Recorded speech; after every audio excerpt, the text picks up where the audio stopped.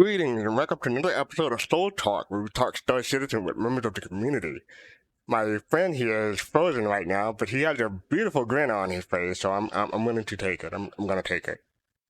Uh, so what's I on the am menu here. tonight, Griffin? Well, which menu are you talking about? If you're talking about the one I'm eating right now, I'm eating a bowl of chili, and I don't want to embarrass myself in front of everybody. But I plan on being through with it in a few minutes. Eat this before I hear whatever it is you're going to say, so I don't throw up. But maybe I'll wait. No, I'm doing okay. How was your week? Doing pretty well. I've been reading some stuff from Amazon Kindle Unlimited. They have well, not free books, but because I pay for the service, but I've been picking up unlimited the books that are available on unlimited. I also picked up Showtime and Paramount had a free trial going on for a month, so I'm gonna be catching up on some not Picard, Discovery. I was going to ask you, what are you planning on watching? Oh, Discovery, and I also have HBO Max. That's at half price that I picked up a month ago. I watched the Snyder Cut. We talked about that, Mm-hmm. but I'm still behind on Watchmen and stuff like that. Are you going to try to get Dune? Watch Dune? Yeah, I didn't want to mention that because I didn't want people switching over tonight because that started today, right? Mm-hmm. Yeah, I don't Cool. know when I'm good to that. There's so much to watch, so little time. I got you. Have you recovered from all of your CitizenCon shenanigans and everything? Bar Citizens and CitizenCon and reviews and I ain't being on gonna people's lie. shows? After the last Citizen Con, I'm like, I don't want to talk about Star Citizen for a week.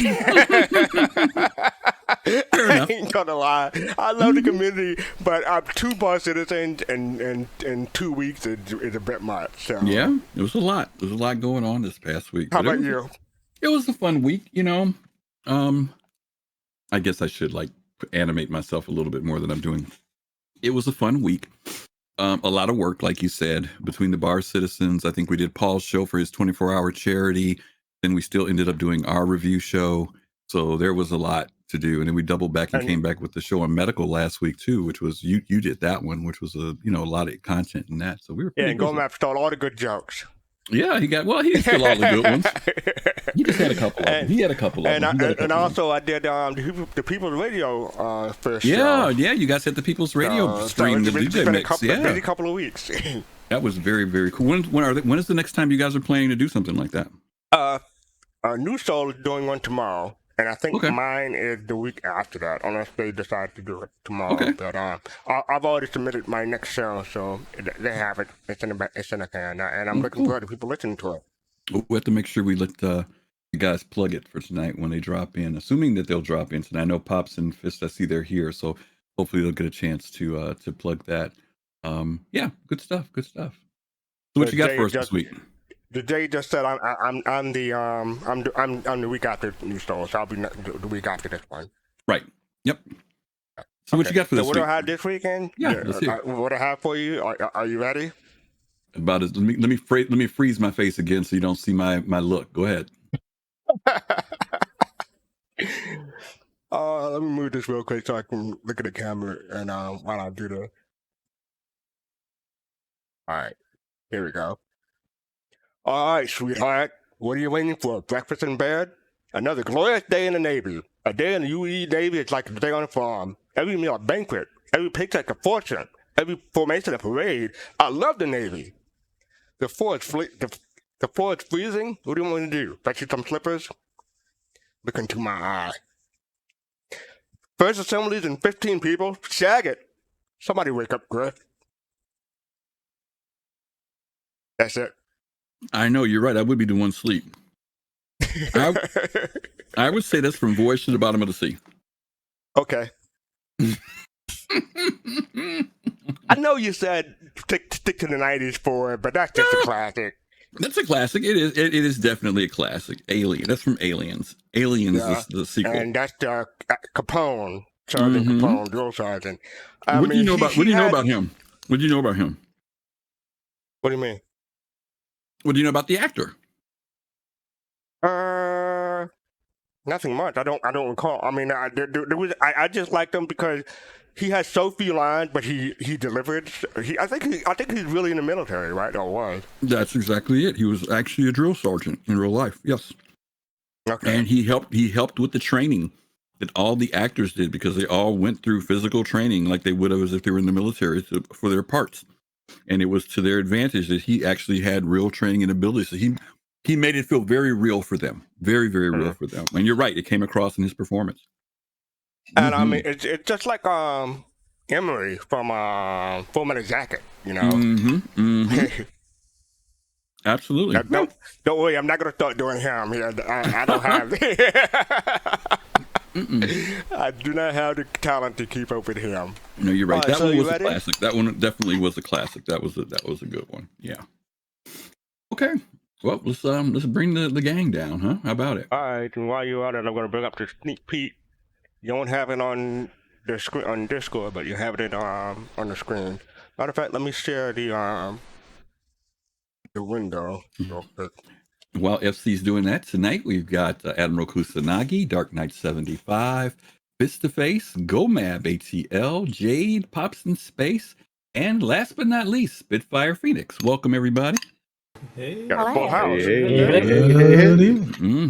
House is full.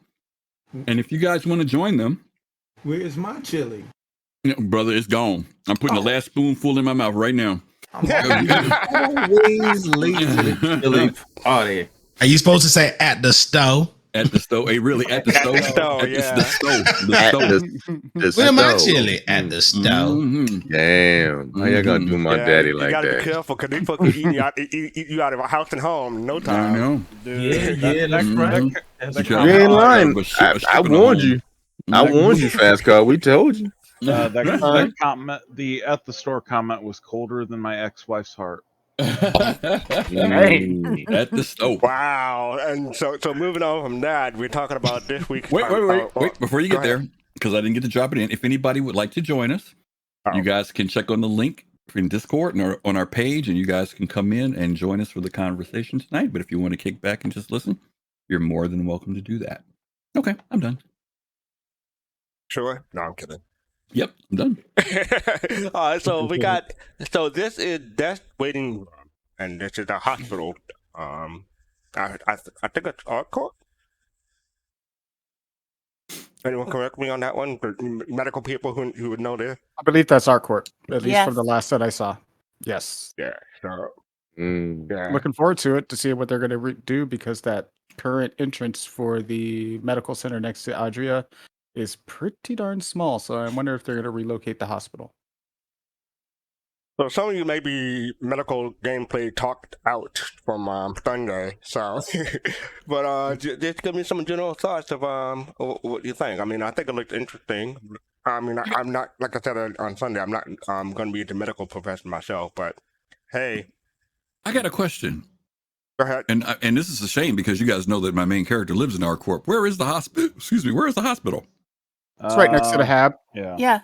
So when you leave the hab, if you look to the right, there's a little medical center right there. It's tiny. You would miss it if you didn't really look at it. Isn't it like down? It's like down the steps though, like kind of like if you're gonna get armor and clothes in that area. It's next to the hab. It's on right on that same side as the hab is. So as soon as you walk out the door of the hab, adjacent to it. It's next to it. Adjacent to it before you go down the hallway. Shame. It's tiny. That is a crying shame. I miss that all either the they're going to move the hospital or they're going to increase that space. I don't know. I thought it was very big. No, it's not. You think it is because Adria Falls, the hab is right there, and it's the tallest building on Area 18. So it looks like it might be part of it, but it's not. Remember when it was in the old social module of Area 18? Right. Oh yeah. Oh my God. Yes, absolutely. You know what? I still remember the social module when it first came out, so I'm still used to that map per se. Because I've been to Arcourt maybe less than a handful of times since it became Arcourt as we know it now. So I'm still used to the old thing where people were blowing up buggies and everything. Wow, that's interesting. Okay. And that's a shame. I run past that spot all the time, literally all the time, and super easy to miss. Yeah, I can't believe it. I got to chime in because I feel excuse me 1 second. Okay. Scavenger, I saw you jump into the queue. If you wanted to come in, I was just about to grab you. So if you were trying to get in for the show, you were in the right spot. I just had to bring you in. Okay, go ahead, Fist. No, I was just saying it kind of makes you feel like how much our court feels about your health if they put you in such a medical in such a small place. It's not gonna stay there. Don't even try it. Leave our corp alone. Don't leave. Just leave our alone. Right. Were you trying to be a new Babbage? No, I told you I was going to be at our corp. Oh. So I'm just saying. I was going to say, I thought you weren't going to be up in the. I was going to say, I thought maybe you were going high tech on me. Okay, gotcha. No, like I said, the only reason why I always went to New Babbage was because New Babbage at the time was a one-stop shop for all your items. Something you need, yeah. Gotcha.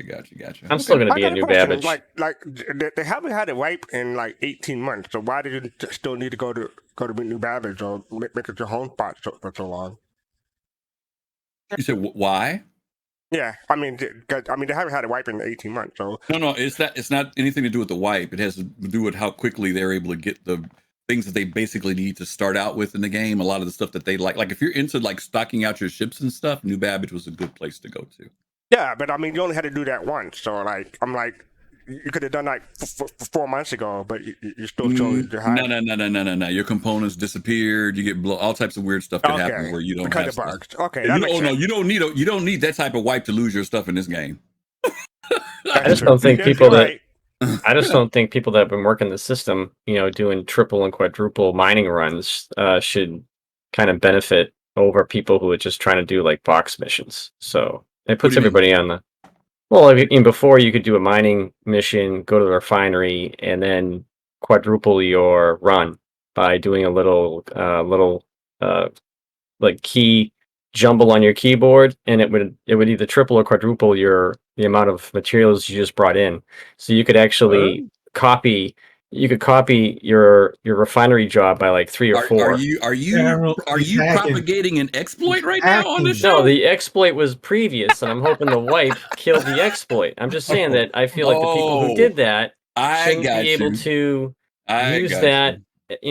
Everybody should be in the same sandbox coming out of the gate. Well, we've had plenty of exploits from people shooting through walls to people being able to get millions of dollars from places before. I mean, hopefully, like you said, the object is to find them and get rid of them. So yeah, there's one exploit that takes place where if you wrap in a certain place, people will give you millions and millions of credit. Right, Jared? Now you're under attack, and my cutlass black. Which is a lie, because I don't fly a cutlass black, but yeah. So you want to move on to the controversy part of this show, Griffin? Yeah. I'd love to see what folks have to say. So someone may want to explain it, but there's a 400i controversy, and how much should CIG listen to backers? So you want to take that one? Yeah, I mean, you already said it. That's basically what it is. I mean, most of you all know that when the 400i came out, a lot of people liked it. They said it was great. Some people got it, and then they felt it had some shortcomings. One of the shortcomings being that certain hover bikes couldn't fit into it, and then other shortcomings being that they felt that rovers or vehicles should be able to, a variety of vehicles should be able to access using its ramp. And then a few days later, after CIG made a few modifications, they realized that it was having a more impact on the design of the ship than they thought. And so they brought it back to its original design as far as height and things like that. So the question was, and this isn't really necessarily about the 400, but it is about the way the community responded to both changes, both when they made changes and then when they reverted back. And I want to ask folks that are here tonight, how much do you feel in a game like Star Citizen, which is crowdfunded and backed, how much do you think that there should be listening to the community? When the community says something, we've had positive examples of that when the issue came up about struts in ships. Or view, expanding view, where CIG, heard what the folks had to say and they tried to accommodate. And then there's the times when they do something like this particular one and it didn't work. How do you think that should balance out? Should they listen to the community? Should they, is it that they have certain things in mind and the community doesn't know about it, so they should just stick to what they're doing? Where's the flexibility, or is there flexibility when it comes to that type of stuff? Anybody want to jump in on that? Sure, I'll jump in. if I Go ahead. can. Yeah, Pops. Well, I think they're accommodating up to a certain point. I think there's probably several points that there may be something further down the line to the reason why they can't do something, and they may not convey that. There it may be other things like I said, certain design issues or things like this. I think they are reasonably listening to the community. Okay. I'm not going to say 100%, but Okay. We've got is it Five Psycho? First time chat. Welcome, Five Psycho. Thanks for dropping in. He says community views need to be heard and acted upon. How they implement these views, that's the important thing. Okay. I can't disagree. Okay. Anybody else have any thoughts? Go ahead, I mean, there was a worry of the vocal minority getting too much of a say, but I think so far CIG has been balancing that tightrope pretty well. I mean, Stretch. Everyone hates Stretch. So how does this balance out to the argument that Chris Roberts says he wants to make the game that he wants to play? So I'd like to chime in on that part specifically too, Griff. Sure. And so in engineering, in design, for when it comes to product design and development, right, we have something called a relative importance rating. And for each customer requirement, we can be the customers, and even, for instance, sometimes we are the customers in terms of this context, and sometimes the developers are the customers. And when I say that, I mean that sometimes they may have an idea of the kind of ship that they want, right? And the developers with a concept design or whoever is actually throwing out the idea, they may have a certain goal that they want to fulfill or set of goals for that ship. And let's say they have different functional requirements, which will turn into functional requirements, which, those requirements are what are going to fulfill the role of that ship or satisfy what those developers or what we want. And as based on your question, I think, and going back to what Pop said, and what you said also, since we may not know the entire idea of what the ship is intended to satisfy or fulfill, in the grand scheme of things, it's very difficult to measure how much of a weighted percentage the customers or we should have the backers. But I think it definitely is important. Even when Chris says that it's a game that he wants to make, because most likely he's the primary customer, right? So his requirements is probably going to be prioritized, especially when things like the technical, I forgot the term of it, but even when the technical details are in and when they have different priorities of what each component should fulfill, most likely his rating will come in first, and we as the customers who are actually funding the development of the ship or are looking into purchasing the ship, we will probably come somewhere before. It's difficult to give an actual percentage or ratio, but I would say that it's definitely flexible, but it is definitely at the same time very important to take our customer requirements and our interests into play as well. Okay. Very cool. I have a quick thing to say. Sure, go Matt. First of all, Chris Roberts, yes, he's making a game he wants to play. But Chris Roberts also wants to play that game with other people. Right. So he's definitely taking in consideration, the thoughts of, the other everybody else who's playing the game. Right. And just like you said, for like any engineering, be whatever, you kind of, you have an idea of something, but that's just your idea. You may not have the best idea of how to do it. You just have an idea, right? And then somebody, you have to, the best engineers, best coders, the best anybody will be able to listen to feedback. This community is all about feedback, as you know. That's why we're here, right? We're here talking about feedback to the game. But like was said earlier, right? You seem to have a very vocal minority a lot of times, right? and it is the challenge of CIG to be able to balance out that noise, like filter out the noise, right, and really sift through all of that and really hear the true voice of the community about how they can make the game better, not appease the fantasies of certain people because they think they're entitled to a specific feature or you know, or nicety within the game. Can I ask you a question? Oh, go ahead. Yeah, go ahead. I just wanted to ask a question. Who is the vocal minority? So I think the vocal minority, like, you know, and they change for every different scenario and situation, right? The you know, I'm using air quotes over here, PvPers that feel like, hey, it's a PvP game. I should be able to kill whoever I want, wherever I want, however I want, whenever I want, without consequence, right? You know, just get good, scrub, right? You know, they feel like, hey, I'm entitled to that. I have a gun. The game is supposed to be realistic. You know, why would you give me an armistice zone or limit my ability to, you know, live out my murderous fantasies within this game? You know, that's a very vocal minority. Anytime you speak up on something that is counter to that, you know, they will, you know, to the top of their lungs, right? In every format they could possibly can. So you'll see that. You don't see a lot of people, you know, people will comment on how griefing sucks, but you're not seeing people like running around crying as much as the people that are trying to, you know, really cry about they want a PvP. Yeah.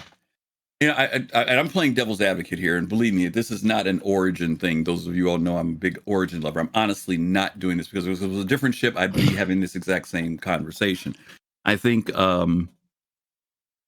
it didn't bother me that people expressed wanting to see something in the ship. To a certain degree, it didn't bother me because even I wanted the ship to be able to accommodate the Origin G12, for example.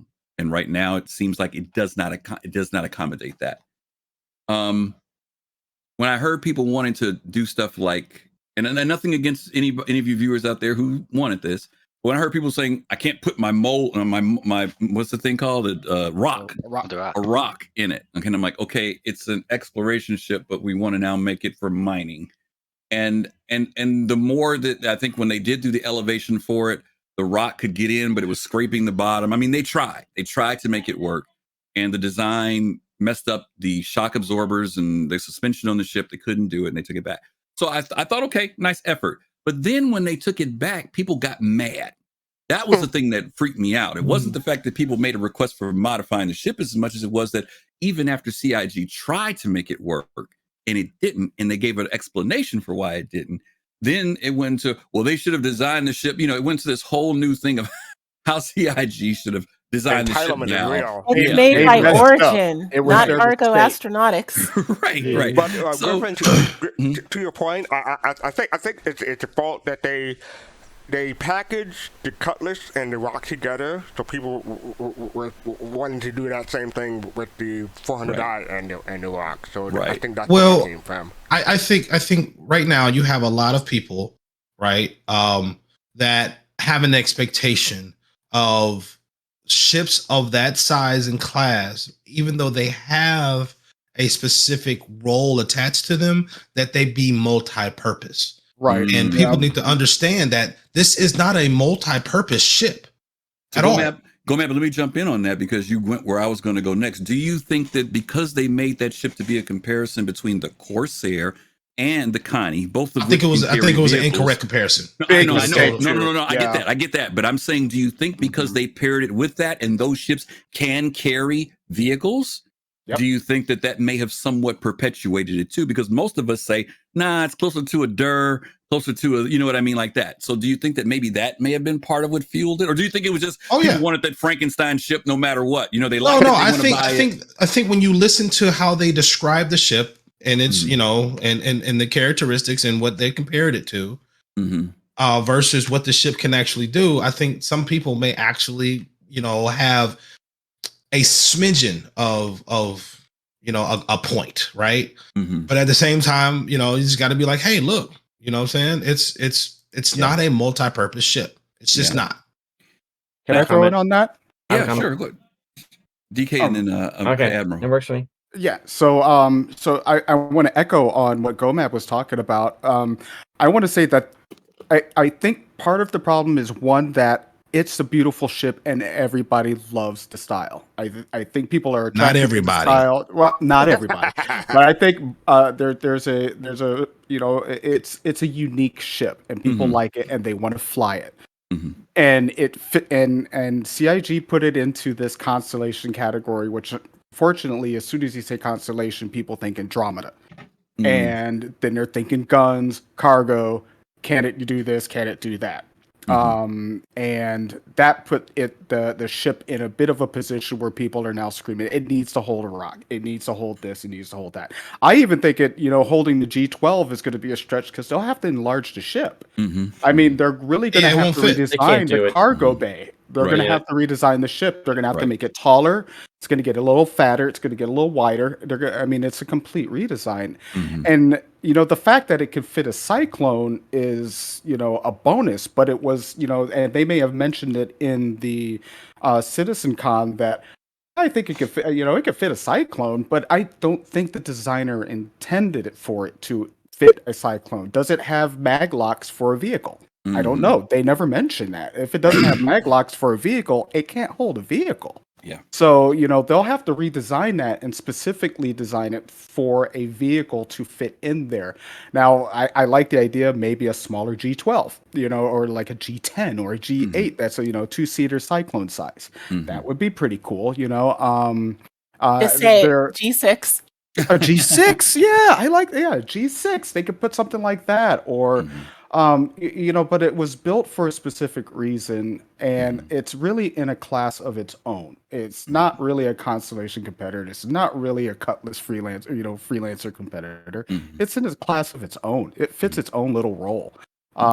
Now we just need to kind of figure out how we are going to get this role balanced, and how are we going to, maybe we can get a larger vehicle in there. It's not designed to fit a rock, but maybe we can get a larger vehicle in there that'll accommodate, I don't know. Let me go to Admiral Kusanagi, and then I'm going to throw another question at you in this area. Go ahead, Admiral. Okay, so everyone's like trying to get, hey, maybe we could try to fit this there and fit this there, and SIG is like, trying to work with community, and then getting vegetables thrown at them after they try their best. But I think they should just come back and be like, we're going to cut the cargo in half and put a mudroom in there because it's luxury and it deserves a mudroom. So, but yeah. I think Jade was on the money there. I think what's going to have to happen is they're going to have a smaller vehicle if they're going to use that for a vehicle, like a vehicle bay, like a G6 or whatever, something smaller than a G12 with not so much function. I mean, we have the buggy, but no one wants to drive around that little buggy with an Origin. Yeah. At least no one I know named Griffin Gaming. So it does match the color scheme, though. Yeah. It does match. Yeah. Can I bring up something else? I think that oh shoot, I had a point that I lost it. Well, why are you thinking about it? I think that's the point that they released the ship along with the Valkyrie. With the Liberator. The Liberator can carry multiple ships. So I think they're trying to get pay half the price for the $400 to do something similar to a Liberator. Maybe not everyone, but I think that's also contributing to the problem. No, the Liberator is meant to carry actual spaceships. People just want to be able to land on a planet and get and drive one of their ground vehicles, right? It's again, people need to understand that this ship has a purpose, and that purpose is fan service, right? That's like the bucket that all exploration ships go into right now, because it doesn't really it's not a fighter, it's not a cargo hauler, it doesn't have any place in the current game loops, which coincidentally they said they're not releasing anything else that does not fit into a game loop, and then they release an exploration ship that is for fan service, right? To go get you to go out and buy it. But it's a nice looking ship for the people that like the way it looked. Well, I bought one just because I was intrigued by it. I'm gonna argue that point, because I go in that ship and I explore. You don't see a game mechanic, but as a player, when I decide to go to Ida and go see the clouds, or when I decide to go into Daymar and go to a cave or stumble across one, I am exploring, even without the mechanic. So I take point to what you're saying about the fact that it's not in the game. It may not be designed and built into it. The question is, am I, when I'm in that ship, feeling like I am exploring? Versus me I'm not going to get in my freaking Starfarer and do it, but I am going to get in that ship to go look around, to go to a new point that happens to be on Microtech that I've never been there before. So I kind of have to push back on that a little bit. I get what you're saying from are there explorer missions built into the Moby Glass? No, but I am exploring now, right now in that game, and that's the ship I take to do it. I don't take my Saber. I don't take my Andromeda. I take that ship. Even though the cartography thing in the back don't spin and do nothing, I still take it out there. That's what I'm looking forward to. Is and that I do my working. exploration. I do my Yeah. exploration. So okay. Now here's a part 2 question. When the Liberator came out, and we're going to get to the Q&A on that in a second, because this is a continuation. A lot of people said, "Well, my M2's no good. That the M2's going to become no longer used." Are these reactions because people are, and I want to go back to something that Gomab said earlier, and maybe a little bit Dark Knight said, and Kelrati said, are people wanting to find that Frankenstein ship that they feel they can do everything with, and when they realize that there's something else that does it? Because I know, Gomab, you talked about the fact how almost whenever something else comes out, it makes people feel like whatever came out previously is obsolete. And that's kind of like what I heard people say, that the C2 and the M2 have lost their luster. I always say this about ships anyway. When something comes out, I say it's only the new flavor of the month until something else comes out later on. Yeah. And to this point, people are always trying to cram stuff into stuff no matter what. You know, the 400i, that's a loading bay down there. It's not a vehicle bay. And people keep trying to cram vehicles onto it. You know what I'm saying? Because they want that Frankenstein. They want that ship that does, as you mentioned earlier, that multi-crew. I think you hit it right on the head. Is that part of what's driving this? That it's not the fact that people are really thinking about the design of the ship and the purpose of the ship, but it's because they're trying to maximize what they can get out of that ship. And it's based upon what they were told to compare the ship to. Okay.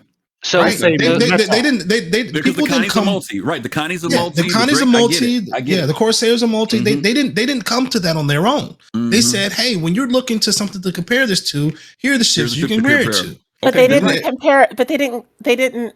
They should have been more specific. They should have been very. They should have been. Like they said, the Connie and Keela.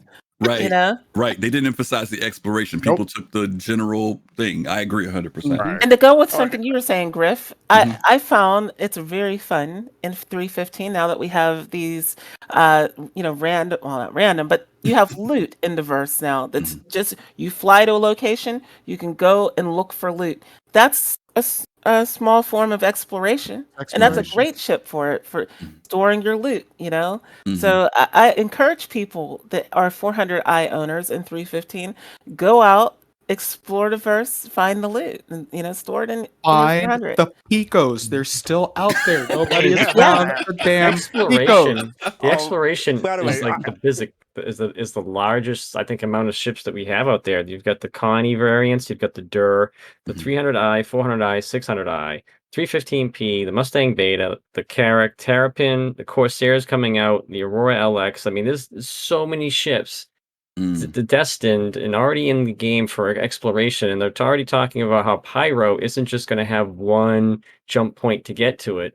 It's these other ones that you might have to go find, and it's quite possible they could say, you know what, let's try to get this online when Pyro comes in. So By the way, add to that, real quick, I think CIG could have avoided some of this headache if they just compared the 400i to the Dur or something like that, instead of the saying the Constellation and not specifying which Constellation and the Corsair, or compared to nothing. So, Yeah, I was just gonna say that. Like, why do they really need to compare ships? Why can't each people ship that want comes to out know people want to know where it falls in line. I mean, I can compared understand if you want to compare it by like size. That happens with every ship that go to concept or ship that's released. I would leave that up for the community to figure out themselves, though. I mean, you've got Urkel, you've got sites like that when the thing is out, you could just release the ship and let the community figure out where it fits in. Exactly. Let the community draw their own conclusions. But I see what you're saying, but part of the issue is that they have to release a Q&A, and every time that's one of the top questions in the Q&A. But I think that the difference is that they were describing a physicality dynamic versus a purpose dynamic, and again, I agree. They put out so much information about these ships, it's ridiculous, right? I mean, we know when the ship comes in. If they say it's an explorer, just say that. We'll get it. We'll figure it out. We'll figure out if it's a small explorer, medium explorer, whatever. But the classifications, and even right now, there's been wrestling with the classifications that they've used for heavy versus medium fighter, light fighter. I mean, they're retooling all of that right now. And again, I think CIG is going to refine that, but I think all of you all raised excellent points in relation to the psyche of where folks are.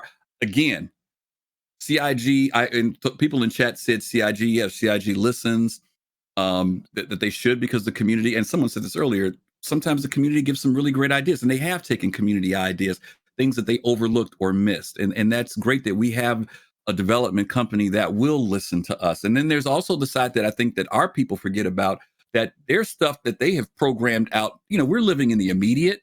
They've got stuff written down and done for the next 5 years. We don't always know what the end result is. I think Karate referenced this. We don't always know the complete picture behind something. And so I think, to Fastcart's point, when the Q&As come up, we get some answers, but there's a lot of stuff that we just don't know. We just know the generalities about the ships. I just thought it was interesting, not that CIG responded, not that they made the change, not that they reverted, but the fact that they made the effort, and yet people still, as Admiral Kusanagi said, threw vegetables at them because they couldn't make it happen.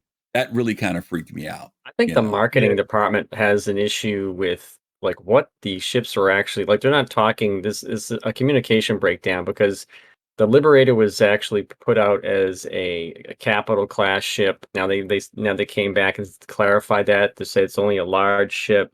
And there's other things like this, like, I think Paul Shelley said it pretty good. He said, like, this is the 400i is pretty closer to like a Cutlass Black capability, and I think it's more like a Dur Miss capability ship. And it's just a big ship. It's a luxury ship. It's got great protection. So, but it doesn't have the cargo anywhere near a Constellation. So to compare it against the Constellation ship is absolutely ridiculous. Yeah. Well, there are people who felt that the match, as that Sandgroper says, the ship matrix puts the 400 as similar mass to the Connie and the Corsair, and its modules also put it within that range. So again, there's a lot of hodgepodging, whether it's based upon size, whether it's based upon the build of the ship, components, things of that nature, shields and other things, or intent, right? Exploration or whatever. Or capabilities. Right, absolutely. Maybe it would have been better to say, here's a mid-size or whatever exploration, or maybe have said, it compares to ships like the Dur and the Aquila. That puts it in between those two ships in some form. And again, maybe it was the messaging, like you said. Maybe the messaging wasn't that great, because there was a lot. This is one of those rare times I heard a lot of barking about, oh, it's not that, it's this. It doesn't match up to. A lot of people felt a lot of confusion about what they called it this time around. Yeah, it would have been nice if they concentrated on the scanning capabilities and what can it do as far as scanning in comparison to say, an Aquila or even a Carrack, because from what I understand, it's got some very high powered scanners. For exploration, and they could have highlighted that. I think we talked about it last week, or we did a little bit, and we talked about the fact that it's the only other ship with a cartography station, and a lot of people and Jake, when it was at Bar Citizen, and Jake clarified that and says, yes, it's not the navigation scanning globe that we see on other ships. If you guys remember, on a Carrack, you've got that globe in the front, but in the back, you've got a cartography area. And on this ship, the station that we see in the back is a cartography area. So, again, we'll find out in time. We still don't know what all the cartography is going to be, even now, but it is a little bit different, In due time. One thing that people will say that people have applauded them on is the design of the ship. They may not like the outside, but it seems like most people do. Yeah, the inside. Do in general like the way the layout and the design is on the interior. Yeah, it took me a little while. rework. On me. Yeah, it rubbed off on me too. I wasn't that crazy about it either, but my origin instincts made me buy it, and now I've warmed up to it now. So I actually think it looks cool. Gus, I just want to say something about before we move on to a point that was brought up earlier, saying how the Liberator makes the M2 obsolete. I don't agree with that because it depends on what you want to do. Like I don't want to carry a bunch of ships. I want to hide some cargo and carry maybe some ground vehicles. So I'm fine with the M2. I'm not looking for I'm not trying to get a Liberator. So people look for meta. And also, I mean, I don't mind them making ships that are from different manufacturers that do something similar. I think all manufacturers should take part in some type of a role as well. Yeah, it makes it more immersive because you have multiple manufacturers that make things that do the same thing. Can I hop in a little late? Sure. Oh, sure. Yeah. Hey, Ryan. Hey, Ryan. Oh, hey. Yeah. I think again the big thing here is so much of the community forgets to take into consideration that the goal here is a game that fights the concept of meta as much as possible. And as somebody has worked on a multiplayer game with metas that we had to fight, and it was very difficult to fight, I applaud that because I personally hate meta, right? Because people use meta to bludgeon other players consistently. You're not doing it right. You don't have best in slot. You're not playing the meta way or whatever. I'm like, to hell with you. Like that old saying, you don't pay my sub, right? Like you don't pay for me to enjoy this game, so you don't get to dictate how I do. And I think people are really forgetting that, like, CIG has set ideology for how ships should be. Like, we understand the 400i as a pathfinder, just like the 315p is a pathfinder. The Terrapin is a pathfinder. Well, what does that mean? Well, path finding. These are ships that are designed to find new jump routes whenever that gameplay comes in. They're not designed for long-term deep space exploration, which is why you have the expedition class vessels like the Carrack and the 600 and the Constellation Aquila, right? So, like, I think people in the community really, they just seem to forget that CIG is trying to build ships from different manufacturers, and each manufacturer has their own take on, okay, well, what is a pathfinder to us, right? And yes, it competes, quote unquote, in the same market segment, if you will, as the Connie, but it doesn't compete on a pure ability for capability basis. And I think that's fine. It's fine. It doesn't need to, right? And who cares if it does or if it doesn't, right? It has its own thing that it does.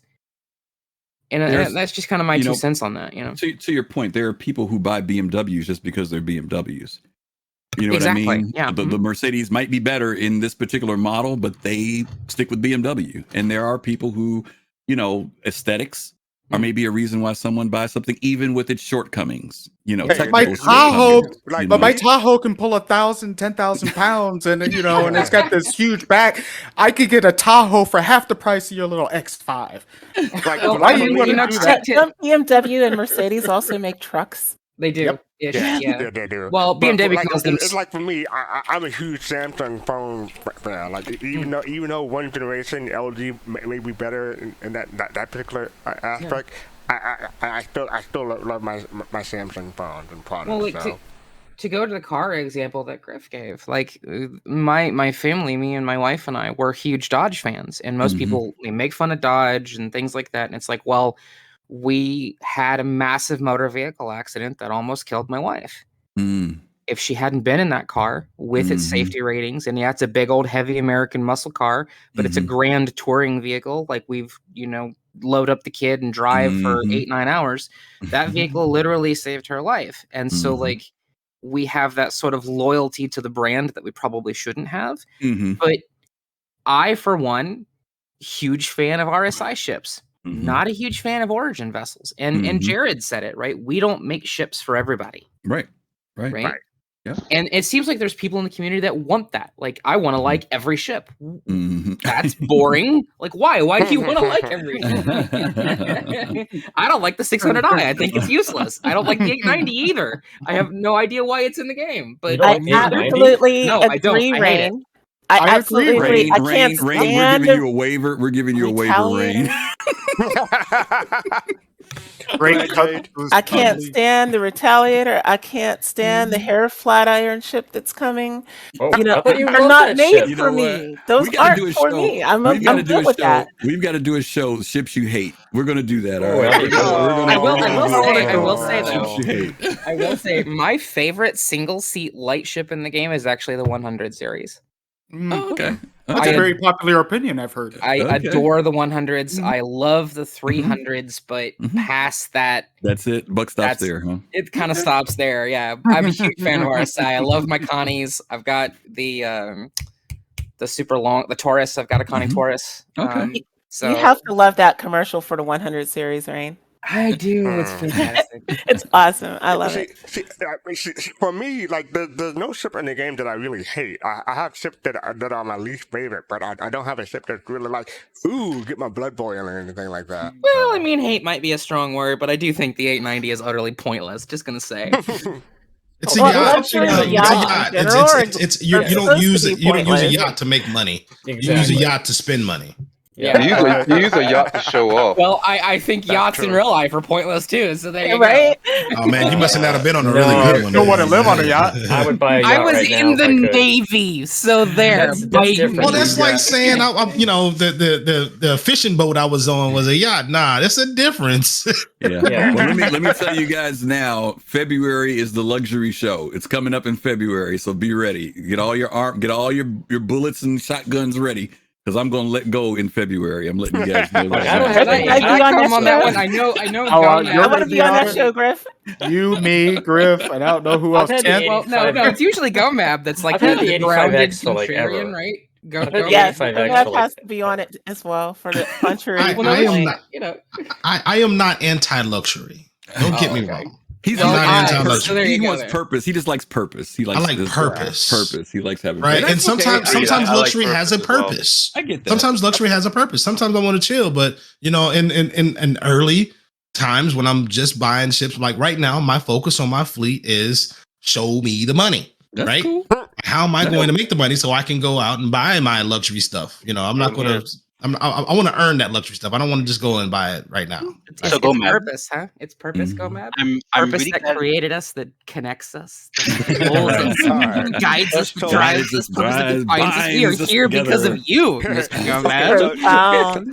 Right now, if my ship is not making any money, I don't get it. I'm trying to get ships that make money, so when the game launches, I can start making money and I can buy the luxury later. Right.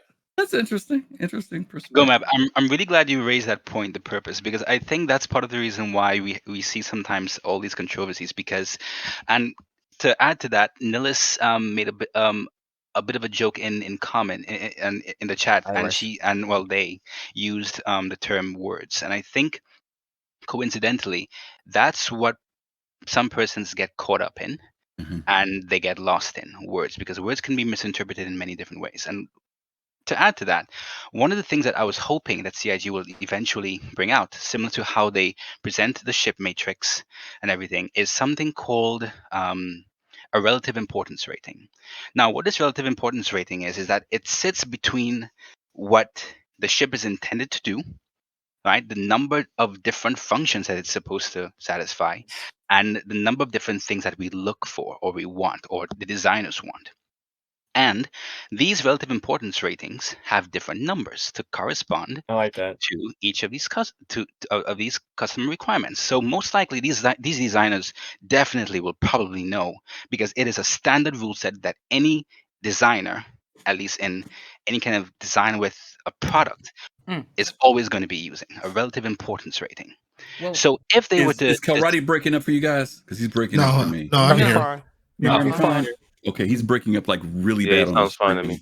Okay, as long as you guys are hearing him fine, that's fine. Okay, go ahead, Kalrati. Okay, I'm sorry. Sure, no worries. So to conclude, the reason why I'm hoping that they at least show it is because, similar to what the ship matrix presents, right? We don't see as much contention or arguments with persons who are arguing with regards to some of the technical details that we see in chip matrix because the numbers are there, right? Even if someone were to try and fit a razor in a Hercules, it doesn't matter if it can or cannot do that, because if the in the chip matrix the cargo capacity is so and so metric, it's designed to fulfill that kind of function. So, for example, the 400i. Technically speaking, if CIG, if they did say that it can compete with a Connie series, it could be true. But on the relative importance rating, the ability to, let's say, fit a vehicle that the Constellation can fit can have a rating of 1 out of 5, as opposed to the ability to fit that same metric for that vehicle for the Connie that can have a rating of 5 out of 5. So that is why I really do hope that CIG, to reduce or increase the technical understanding of where each ship's role and each function requirement that the ship is supposed to have, can be a bit more technical, at least in terms of a graph form. Because, for example, let's say a fighter, a medium fighter. I'm assuming it should be that for that class, a list of customer requirements should be standard. It cannot change, because when you're actually designing a medium class ship or medium class fighter, you have to abide by those fixed by those fixed customer requirements. So even if a certain fighter were to not fulfill a certain role, like, okay, it's supposed to have let's say size 3 weapons, but on its relative importance rating, that priority has a rating of 1 out of 5, as opposed to another medium fighter. Let me cut in for a second. Yeah. Because we got a whole lot to cover still. Yeah, sure. I like the idea of the matrix. The problem with that is that there are two elements. One, on the technical side, it have to be based upon what would be considered stock. There'd have to be a stock place, some place where you start that measurement. But now that measurement changes because people can customize their ships. Yes. They can change the dynamics of their ship. So yeah, and I get the point of coming into the entry level and saying, this is rated at a level 4 when it comes to this. This is a level 2. Maybe maneuverability isn't that great, but speed is greater. I do appreciate that, and I get that. We don't design like that. Right. No, I'm just saying to translate it in some form for people. For me, and I hate to say this, there's a lot of data, even though the data is wrong on the website, a lot of it, but there is a lot of data there. There's a lot of data there, and people have to take the time to see what's there. Agreed. And learn to read that, because, and I get what you're saying, if we could make it so that people had something that they could glance at, and like maybe there's 5 lines, maybe there's agility, speed, cargo, and they can just kind of get a quick snapshot. But because ships can change, it's only relative to the stock version of it, and that would be the only impact on that. But I do understand when you're saying something that people can glance at quickly and get an idea. Because when we say that there are 5 exploration ships, where do they all land in the midst of that? Other than their size, right? Other than one's bigger, one's medium, one's small. We got to move on because we're beating this horse to death. Let's jump on, and thank you all for all the comments to the question, because I knew it was going to be a challenging question. You guys gave some really, really good stuff. So let's jump on. What do we got, Fast Cart? What's next? I'm going to skip this week in Star Citizen and go straight to the Liberator Q&A. So let's bring that out. Liberator. So, Liberator Q&A. Just as a show of hands, who got the Liberator? Anybody buy one? My org mate did. No, I'm not interested. I'm poor. Okay. I considered it, but I'm going to leave it to somebody else. It's more logistics focused to get it. I think we have like Dark Knight, 2 you so said you were far. getting it, right? Oh no, I don't need one. Oh, That's you not don't- a shift for me. I want one. I thought you were getting one.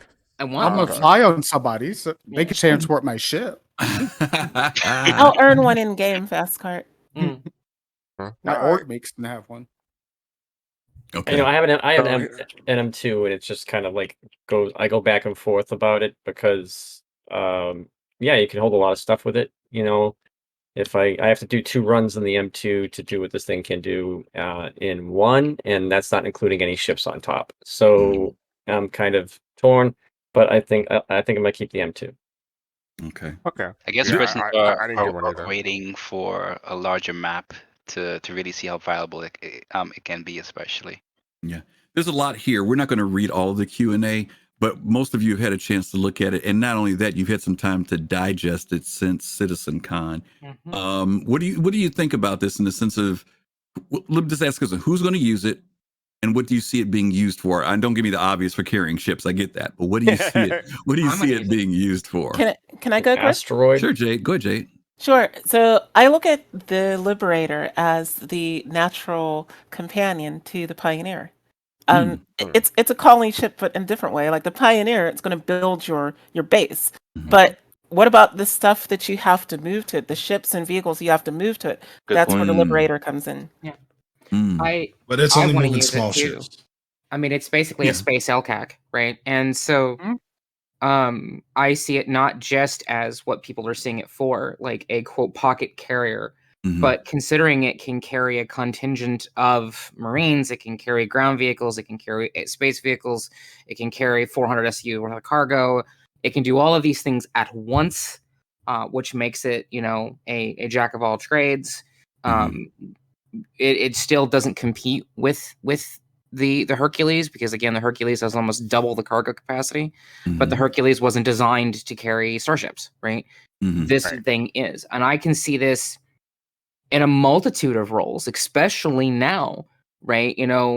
Ground combat deployments, logistics on the terms of like,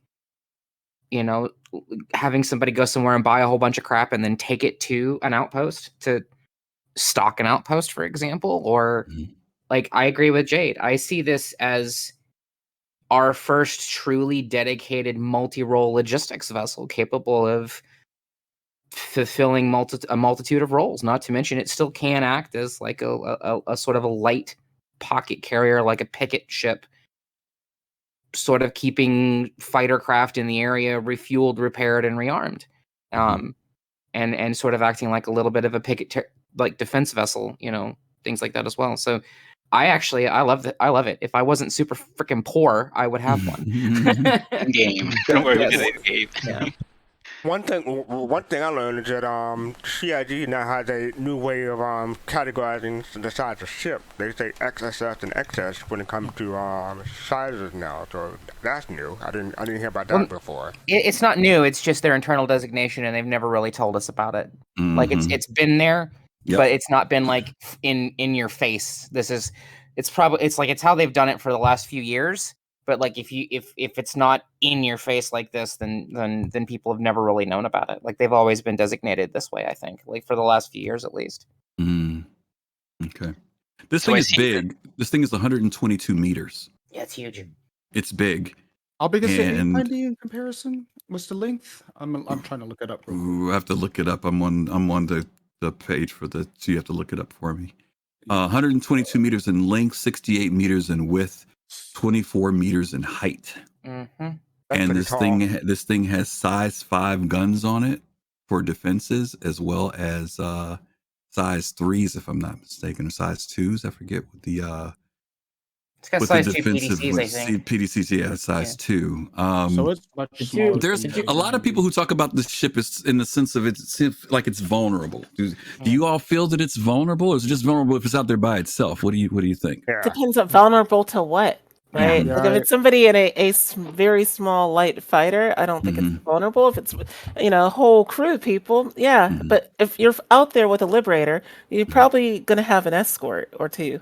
And you've got ships on board. Well, the escorts most are on likely top it's too, And fire. you can launch escort. I mean, Right. launch fighters from there. Exactly.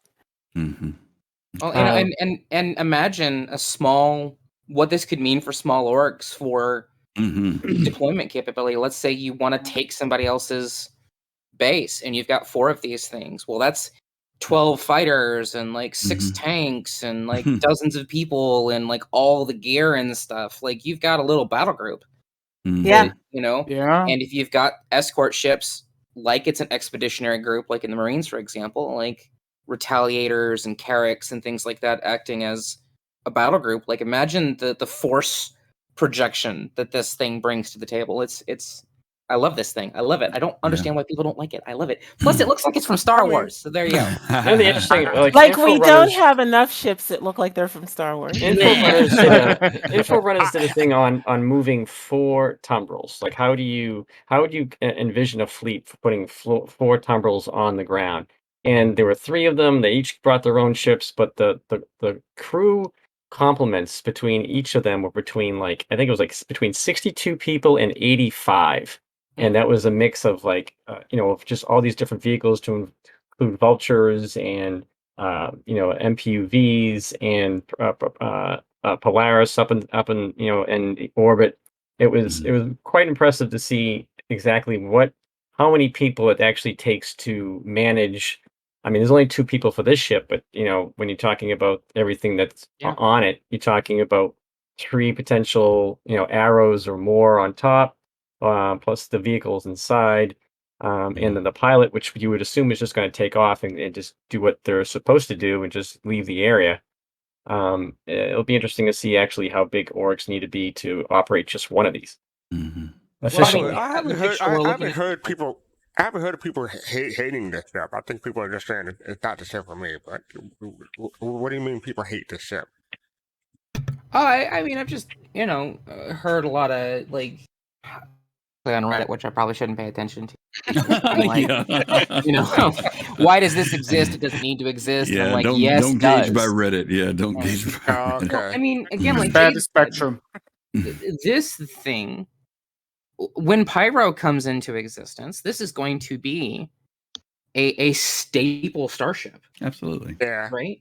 And imagine you send a scout fighter out like a Hornet tracker. Right. And hopefully in the future, the Hornet tracker acts like an AWACS like it should and has a much bigger sensor range and tracks targets. So you send a Hornet tracker in and then the fleet comes in behind it and you have a Pioneer and you have these ships and you have a support and escort fleet and you leave ships in orbit and you drop everything down on the planet and you're building a colony and these things are deploying tanks and anti-aircraft vehicles.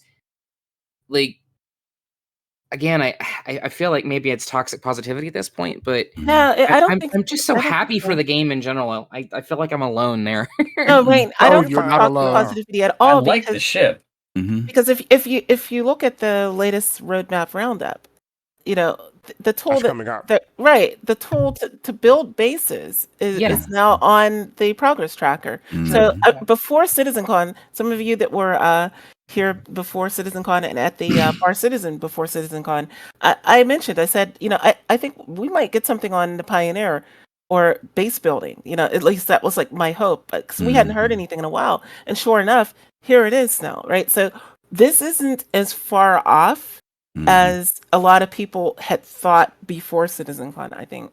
And so a ship like this, if they had released it a year ago, people would have said why. But after seeing that demo at CitizenCon, I think now people understand, you're going to need to move your stuff across, through jump points to settle, new planets. I think it's perfect companion with a Hercules. I don't think when the Kraken came out, people asked why the Kraken was coming out. Yeah, it's because I think the Kraken that commercial sold the Kraken. Right? It's a lone guy, like a lone player out, mining, and the pirates come and then here's the Kraken to the rescue with a whole fleet of ships. So there's a big issue that SIG is pushing out there that a lot of people are with light fighters just getting to understand, is that distance is going to be a thing in the larger systems, especially with Pyro kind of showing the way. And it's this ship, it's the Vulcans going to be needed. It'd be great to see that soon. And then potentially this variant, which SIG hasn't set out specifically what it is, but now it's looking closer to be a refueling ship, some type of variant of a ship in the game that could be another refueler. So it'd be good to see what this is where we're going. So that's it. Yeah, the use of the utility ships will I foresee them increasing a good bit of attraction to them. Well, Jade had brought up a couple weeks ago too. Like, imagine a spacer, Beltalowda, right? Like, a spacer org that is just in space. They want to be in space and they want to that's it. They don't want to settle down. Well, they're going to need resupply and rearm and refuel and repair, and they're going to need all these logistic vessels and things like that. And you know, I fully expect one day to see like a little flotilla, like, hey, this group like claims this Lagrange point or whatever, and they have this little flotilla that acts as their home base, and people just travel between ships. You know, maybe Exactly. that's the Battlestar Galactica fan in me hoping to have that little, you that know. would be so cool. And Yes. I think you're not wrong, Rain. I think, you know, there'll be people that basically make the Banu Merchantman like their like mobile base, shopping mall, and then surround it with, you know, an Anvil crucible for repairs and rearm, and you know, one of these to transport their It'll be like a light shopping fighters. mall in space. Yeah, it'll be exactly. It'll be a flotilla, like Rain said. Oh, but by the way, I just want to say that one of my favorite questions so far in this Q&A is like, what are the two cylinders on the lateral side of each engine? And say they serve no function. They're just a really cool bits for geometry. So. Yep. So sometimes they just want to follow the rule of cool. Another question that caught my eye was... Don't go off of that fast, Scott. Don't go off of that too soon, because they don't do that often. They just don't make anything rule for cool. It could be some other fuel we don't know about, or some other capability they haven't mentioned about. Was that a response from CIG? Yes, that's it what is. they said. That's Okay. what they Surprising. said. Yeah, that's Well, if they the said that it's design. rule of cool, then it's rule of cool. It's just the design. Yeah, it's just the design that they did. It's like, they make the wings a certain way, and it's not always because it has a particular function. It's an aesthetic design that they put into the ship to build it out. I do have to push back on that real quick, because I don't, as again, I keep bringing this up, but being in the design space and being in the industry, I've had many times where, you know, gamers have asked us a question, we give them an answer, and they're like, but really though? But really? And I'm sitting there like, yes, really. But like, wink, wink, really though? And I'm like, no, yes, really, really. Like, literally, really, really. And no. And it's just, stop it. Stop. Yeah, no, that's why I said when they said rule of cool, I'm saying that's it. It's rule of cool. Let it be a rule of cool. That's all it is. Yeah, that's They all it could is. they could literally say Admiral, stop Frankensteining this ship. Right. fuel tank for the ships on top. Well, you know what? You can have it be your head cannon. It's your private head cannon. Yeah, let me tell you why you don't need that. Because you have to be careful, because trust me, they balance these ships out for what they're supposed to accommodate and do. There's some other things that we haven't talked about for this ship. We talked about deployment. What about evacuation? What happens when you need to get out of somewhere quickly and you got all this stuff down at your base or on the ground? When I'm out in my Orion, deep in space, my protected fighters can't get to me flying there. They got to get out there somewhere with me because their range is too short. So am I going to hire somebody on a Liberator to fly my 3 escorts or 4 escorts to be out there with me and pick them up when necessary? Heck yeah. So there's a lot of flexibility. But here's the other thing too. You're not going to build, some ships they have totals will have long range capability. We know the DUR has long range capability. We know the 315 has long range capability. But there are reasons why there are places to stop and refuel too. So my point is, if this ship's fuel limitation is there, it's there for a reason, because they don't want the ship to be able to fly all over the countryside. It has to park sometime too, So if they say it's for rule of cool, and they rarely say that, I guarantee you more than likely that's all it is. Hey Griff, real quick. Yeah. Speaking of the 315P, I just found out that the cargo holds work. Oh yes, they do. Nice. They've been slipping stuff in more and more. By the way, I got in my Saber the other day and saw the Saber is beautiful since it went to gold standard. I was really impressed by it. Okay. Go ahead. What? No, go ahead. I was going to say, but before we move on, the other question that caught my eye was: Are there any way to lock down ships on the upper landing pad to prevent them from taking off, or to forcibly detach the ship? And so I thought they're looking into how to prevent griefing and so on. I thought that was an interesting question. Well, that's the same thing that came up when the Kraken and stuff came up too, because the question came up about whether shields protect it. I mean, it's the same question when you've got these ships that are exposed on the outside.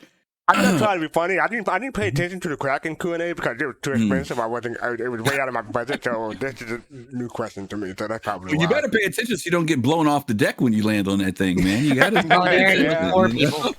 Yeah, or people, right? All right, very cool. Griff? No. that's it. Let's move on to the next thing. We got some good stuff still to cover. Okay, so next up is the roadmap. You want to take this, Griff? Yeah, sure. These are notable changes for October 20th. Similar to the previous announcement by Richard Tyre, shifting focus to Squadron 42, we will be updating our team structures to grant Squadron 42 a dedicated character art team. Therefore, with this publish, you'll notice the addition of 3 new teams: the Squadron 42 character art, the Star Citizen character art, and the character tech art.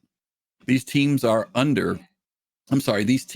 all under the character art and tech umbrella, and resources on these teams were used across both Star Citizen and Squadron 42.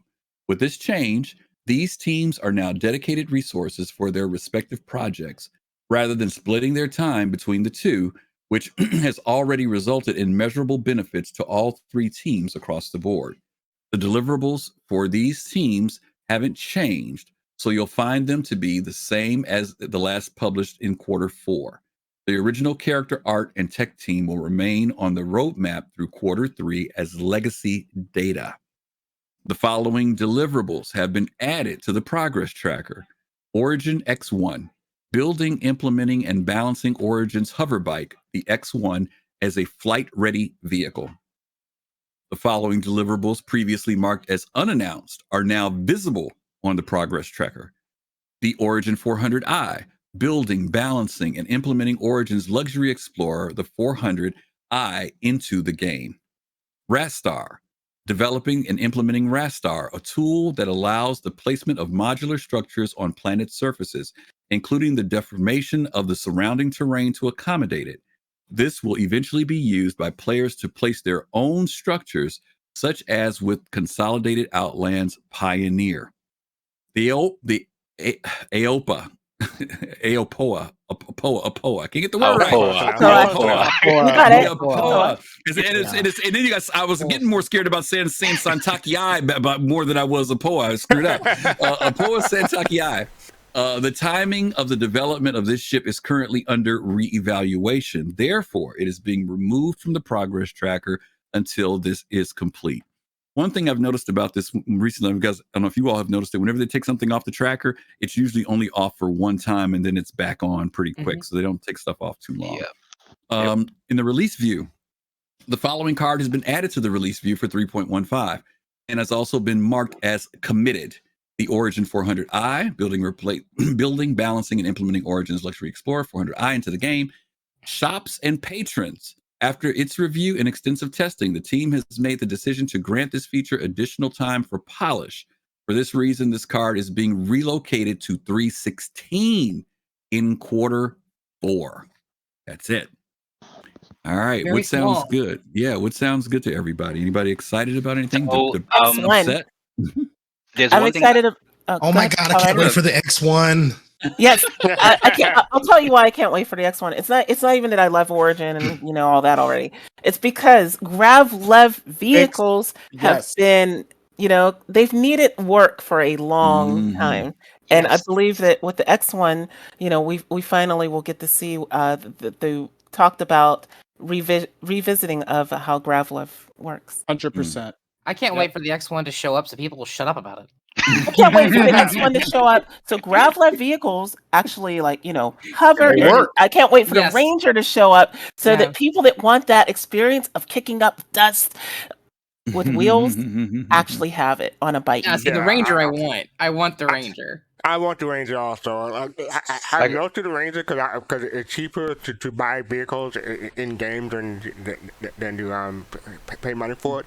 But I've been tempted to unmelt it for. I bought the Ranger 3-pack just for the 3 LTI tokens, but I still want to own a Ranger. I was flying the Nox 2 weeks ago now, and I mean it was not in decoupled mode, and it was flying pretty good. I mean, I wasn't having any issues with it really. It was Daymar, so it wasn't like crazy rocky. But I mean, once I went into decoupled mode, that thing was like a death trap. Yeah. So so I just stay out of that. Yeah. Wow. I agree with Jade. Yeah, I mean, if they're going to bring the X1 into the game, then hopefully this is okay. Well, now that the X1's coming in, we need to take a look at Gravlev, because right now Gravlev is it's being sort of like magic smoke and mirrored, where there's technically wheels, you just don't see them. You know Yeah. how the physics engine utilizes it. And I mean, I love the Dragonfly. A huge fan of Dragonfly. I don't like the sportier type because I think like the Dragonfly has more utility because it can carry a passenger and things like that. So and yeah, I agree with Jade wholeheartedly. I'm kind of hoping this shows up. I'm super excited for Rastar. I was just about to say Rastar. Yeah, I was about to ask about Rastar. What you guys think about that? Especially the eventually will be used by players to place their own structures. Well, next week we're going to talking about the Pioneer, and I think this is just an amazing thing that they're going to continue to just dive deep into. This is really fascinating how they're planning to put this together, and I'm interested to find out how this is going to tie in with the Pioneer. How they're going to make all of the animations work and things like that based on the layout that you put together in Rastar. I mean, it's going to be fascinating. I think in addition to that, it's not only going to affect the design of the Pioneer, but it's going to pull in so many functions from so many different ships, from trading, from mining, from getting all these resources. It's going to affect a lot of different other professions. Yeah, it goes back to. Sorry. No, go ahead, lady. No, I was just gonna say it's jumping back to the previous conversation. It's gonna be like how we said with the Liberator, right? It's when this shows up, it's gonna change things so drastically. But I'm curious, actually, like for Griff and everybody. I actually think the most important thing on the roadmap is the first paragraph. The separation of the teams. I agree. I'm curious. I mean, Chris is moving out there to get this done. You've been in game development. What do you think this would tend to indicate regarding Squadron 42? Squadron 42 is much closer than we think it is. Yep. They're putting all their energy into it now. They're moving people around and they're focusing on Squadron now. Yes. Either that or it's nowhere near as far as it needs to be. And they're like, guys, you got to get this done. There One or are the other. some people complaining there are some people complaining that they're moving resources from Star Citizen to Squadron 42. Or they're not. They're not. But the thing is, like, the Squadron 42 is a single player game that's supposed to support Star Citizen. So I'm hoping that they do use resources as necessary to get the game. And 90% of the resources that they make for Squadron 42 are going to benefit the PU. Yeah, exactly. It's not like it's going to be lost, especially with what Richard Tyrus said. Squadron 40, if they're restructuring that way and we're getting some benefit from Squadron 42 after they put it into an actual proper case study, then it's definitely going to benefit everyone in the PU, especially. So, hey, GoMap, maybe this is where.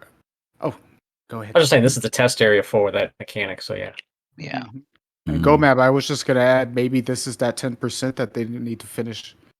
Yeah. That they're going to split the teams. This is that last 10% now. Who knows? I mean, I'm speculating. So the other thing too is like, it was brought up that people are like, oh, you're taking resources from here to there. It's the same sort of like armchair dev that doesn't actually, it's not been in the industry and doesn't know how we do things. Will sit and be like, hey, I'll tell one of my lead artists to put up a blog post, and I promise you, in the blog post, someone's going, why aren't you fixing bugs? He's an artist. That's not his job. We are fixing bugs. Oh, you're taking resources away from the QA team. Like, but we have a QA team. What are you talking about? Right. You should watch I think the biggest. Yeah, I think the biggest sign that we had was, and this isn't necessarily a bad thing. It was when we heard Chris talk about that he was going over to the UK. Yeah. Because they're putting the energy to work on it, right? Whether it's because of like what GoMap said, whether Chris wants to oversee it and be much more making sure that things are getting there, or the fact that this is just where their emphasis is now. We keep talking about this, where's that line where the community that truly supports the game starts to feel like, okay, y'all, where's the game? We've heard people barking about that since year 2, but I'm talking about when there's this overall feeling. And because I told you all, I'm surprised that these guys are still bringing in the money they're making. I really am. I thought this year we were going to start to see the finances kind of level off a little bit. That's not what's happening. They may still hit 400 million at the end of this year. They're still bringing in crazy amounts of money. But that's only going to be for so long. Right. They're expanding, right? They 120 new jobs. I think I even told you all when we did the Bar Citizen. What's his name? Jake? Tyler. Or Tyler. Tyler told us when he sent out the invitations. He said, I sent out the invitations to over 800 people. Yeah, that's where they're at now. You know what I mean? So they're still growing, and a company that's failing is not hiring people and growing. So what's with the new studio? Yeah. No, there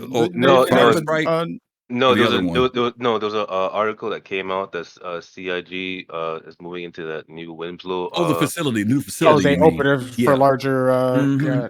They say it's huge, and they're going to combine 2 offices over there into that one. Yep. Plus they can hold even more than that, more staff. Yes, absolutely. Okay, for those of you all who are into the alien stuff, Sentaki Eye, reevaluating it, and I'm looking forward to it. As many of you know, I have an alien account too, so I'm looking to add that to the museum. I don't own one, but I know a few people that do, and I'm for them. I'm really looking for this Sentaki Eye to come out. I do like the whole transformation type thing of Xion ships. So it is cool. Too many moving parts. You should, if it's a simple thinking about you shoot one wing off, you lose a lot of it. Not features, but functionality, basically, right? Hit. You got to get hit. Right, and that's the whole point. That's hard to. It's supposed to be more, like maneuverable in all different, 6 degrees of motion compared to the mains thruster centered human ships. They look fragile, Fast Cart, but watch when you see people load those up with size 5s. I think the size 4 is fixed, size 5 or 4 or 5 fixed. It's powerful. It blows stuff out the water.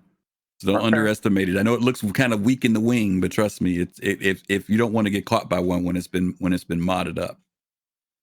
I think one of the issues I have with the alien ships is sort of like somebody brought this up quite a while ago on Reddit, where it was like these alien ships that are being produced for the human market under license have this super advanced technology. So why isn't Origin and RSI and everybody else using this tech? Why are because it's a recent thing. Because you need to talk to the new Imperator Addison and talk about the human Xion trade agreement that has which is why Xenothreat invaded the Stanton system. I'm doing a lore thing because Paul ain't here. No problem.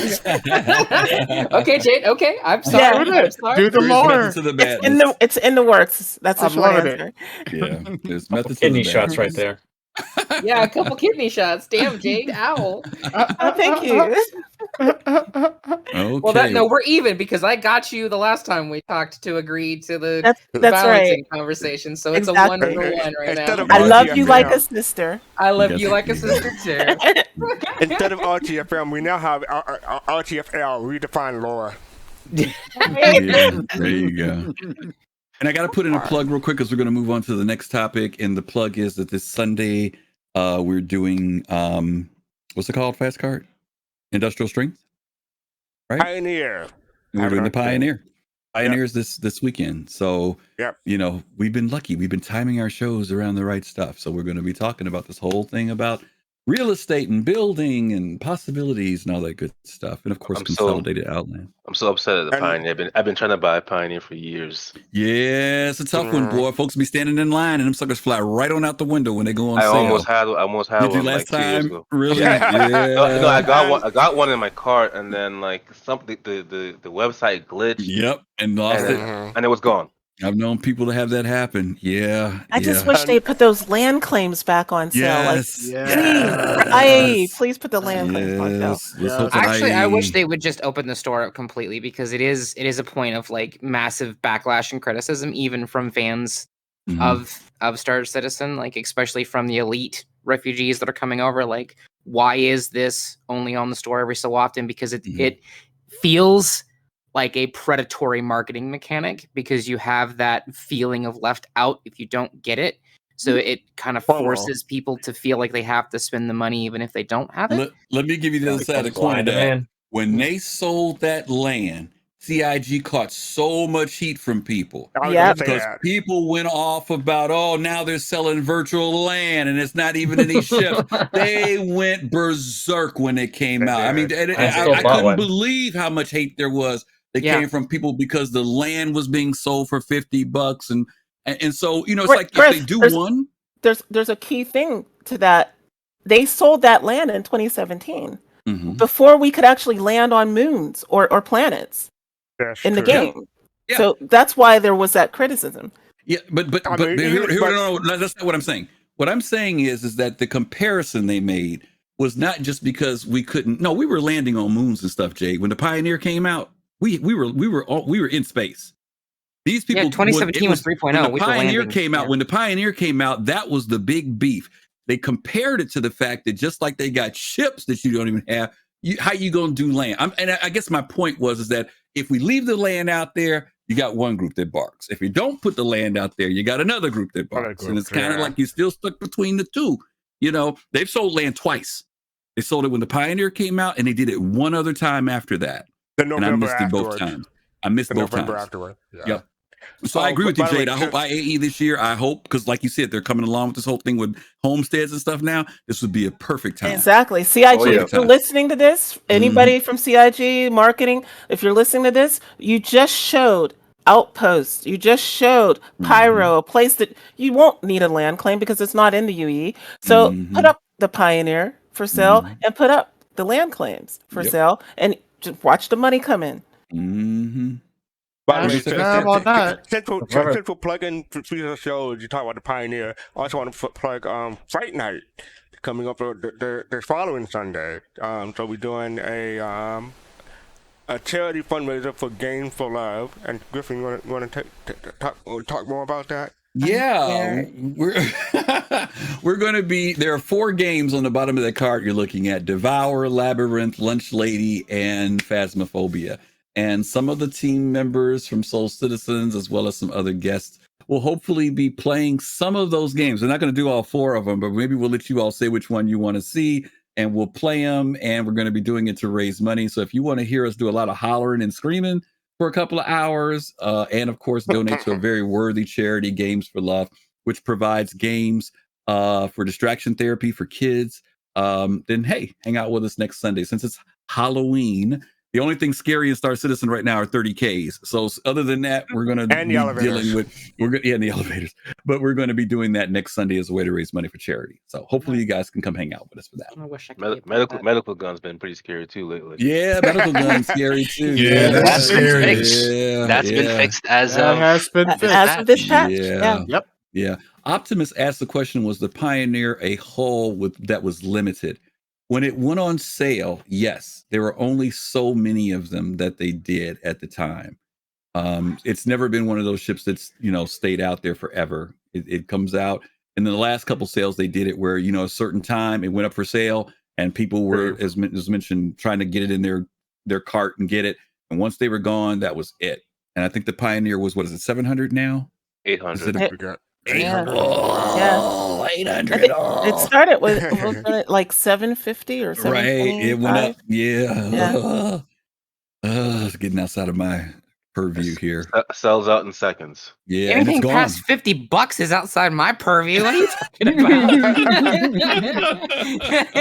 Griff here, freaking sugar daddy Griff. Like, 800 is too much for me. I'm like, more than 50 is too much for me. Damn. Yeah, that's why you grind for it in game when it's available. Speaking of ships, I want to put out a PSA. I didn't talk about to Griffith beforehand. This is just a PSA. I have it on the stream.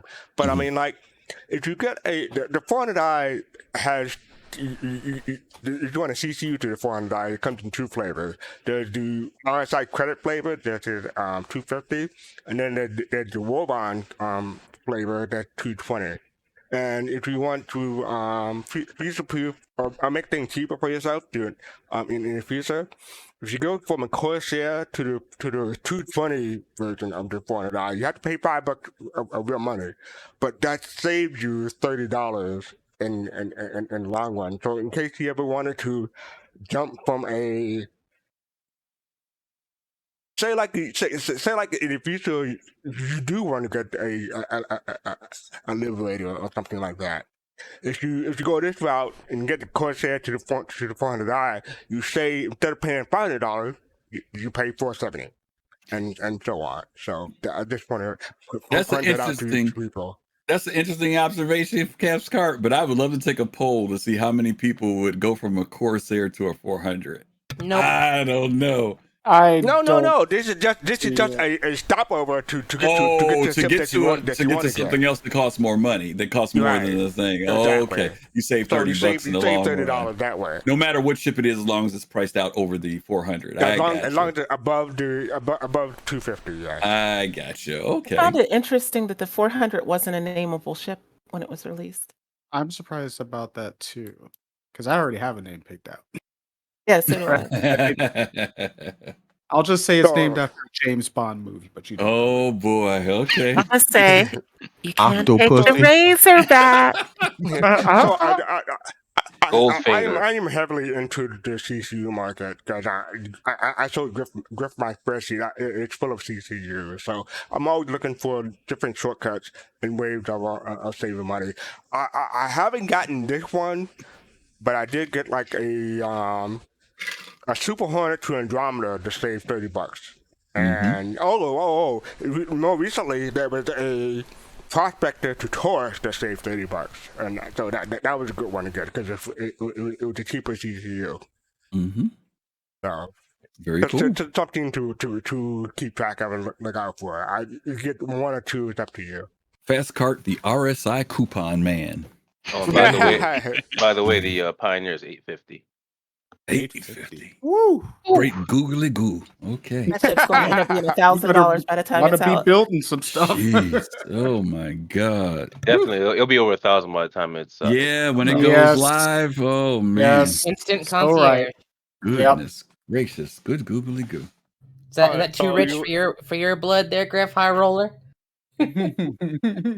It's on my. Let me just to mess with your head a little more. If I got it, I'd cross into Praetorian. Okay. Oh.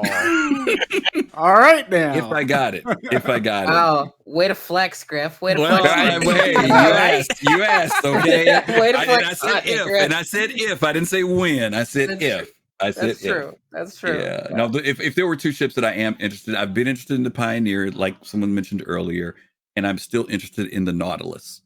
Those are the two that I'm done. I mean, those are the only things that I'm interested in right now are those two, and both of them fall into that category. At least now you knocked off the Benny Westman off your shopping list. Well, yeah. Well, remember I had it, and then you helped me get it again because we gave it away. And when I had one at $250, and we gave it away on one of our shows. And Fast Car said, "Hey, I've got one that's sitting in Melt if you're interested," and I got that from him. So he was nice enough to give me that one. But as far as value, and by the way, we could talk about value of the Banu Merchantman. Don't be surprised if that sucker doesn't go up too. I was looking at it. It's a lot still 500 more. last time I looked at it, but no, I'm not talking about now. But it's gonna jump. I'm talking about November. I think it'll go up in November. I need to find me a sugar daddy. There you go. That's all you need. Help you with that. You already had one. You're talking about Tony Z again? Yeah, I was gonna say you had Daddy Z. I mean, but that's Daddy Z doesn't give her ships though. Yeah, she's looking for that ship daddy. She's looking for somebody to fly her around in a RSI Phoenix. There you go. I ain't got no problem being a trophy. I'm just saying. Rain, can you rap? What, Jane? I said, can you rap? Can I rap? Yeah. Rumor has it, if you go to space stations and rap, you might be able to get millions of UEC that you can then buy ships in game. I think that only works for you, Jade. Only works for you. Rain, you're more than welcome I can teach to fly you, but I have any to of our charge. luxury ships. You're more than welcome to fly on any of our ships. Awesome. I can't wait until the day that the hot tubs work and I can just lounge in somebody's 8-9. There you go. Be weighted on hand and foot because shit never in my life. By the way, our next cinematic is like 5 minutes, so if people want to grab a drink or some popcorn or something like that, now's the time. But I just dropped the link into Twitch chat. It was featured on last week's newsletter. It's the Community Citizen Spotlight, and it's called the tip of the spear. It's by Tide Spear. So I haven't had a chance to watch it because I wanted to watch it fresh with you all. So have you had a chance to watch it yet, Griffin? Nope. I saw you posted it, and I saw someone else talk about it a week ago, maybe, or a week and a half ago. But I have not watched it, so I don't think I have. Okay. I don't think I have. Okay. All right. So with that, let's get started.